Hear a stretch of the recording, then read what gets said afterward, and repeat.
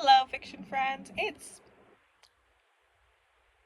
Word Wednesday, Writing Wednesday. I keep thinking it's a Word Wednesday when it's Writing Wednesday instead. But you know what? Words are in writing, so it's close enough. We're not gonna worry about it. Um, I decided since I started with Richard Siken, I'm gonna continue with Richard Siken. So we still got Crush. I'm gonna read A Torn Up Road. Because I really like this poem as well. It's a very interesting poem. And a lot of his poems in this book really.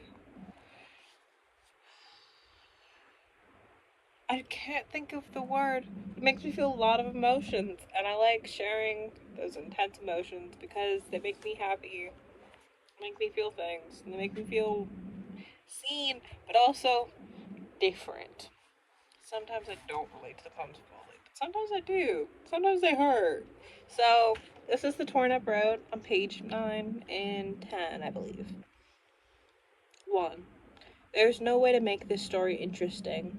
A pause, a road, the taste of gravel in the mouth. The rocks dig into my skin like arrowheads, and then the sense of being smothered underneath a sack of lentils or potatoes or a boat at night slamming into the dock again, without navigation, without consideration, heedless of the planks of wood that are the dock, that make up the breath itself, the berth itself. 2. I want to tell you this story without having to confess anything, without having to say that I ran out into the street to prove something, that he didn't love me, that I wanted to be thrown over, possessed. I want to tell you this story without having to be in it.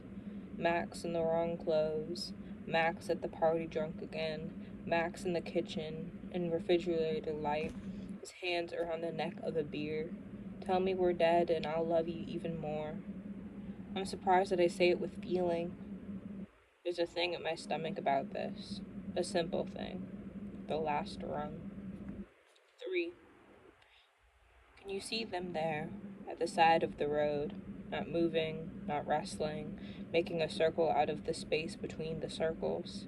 Can you see them pressed into the gravel, pressed into the dirt, pressing against each other in an effort to make the minutes stop?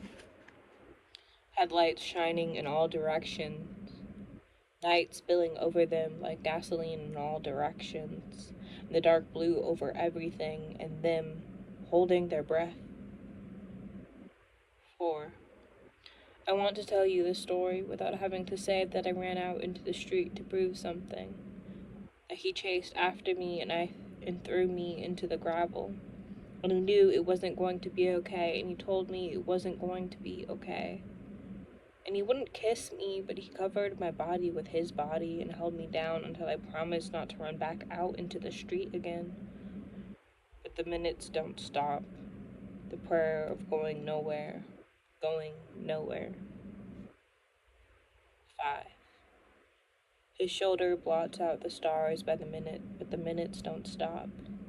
He covers my body with his body, but the minutes don't stop. The smell of him mixed with kerosene. Exhaust. There on the ground, slipping through the minutes, trying to notch them, like taking the same picture over and over, the spaces in between sealed up. Not hard enough to make the record skip, and change its music, setting the melody on its forward course again, circling and circling the central hole in the flat black disc.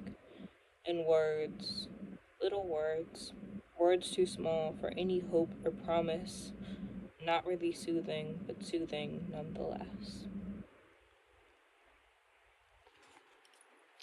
Yeah, yeah.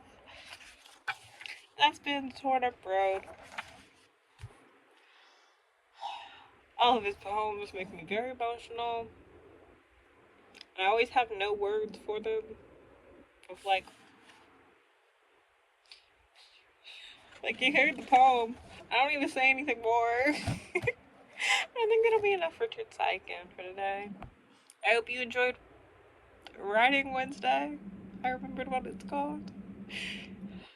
And I'll see y'all next time. Love yourselves, be kind to yourselves. I love you guys. Bye bye. Bye bye.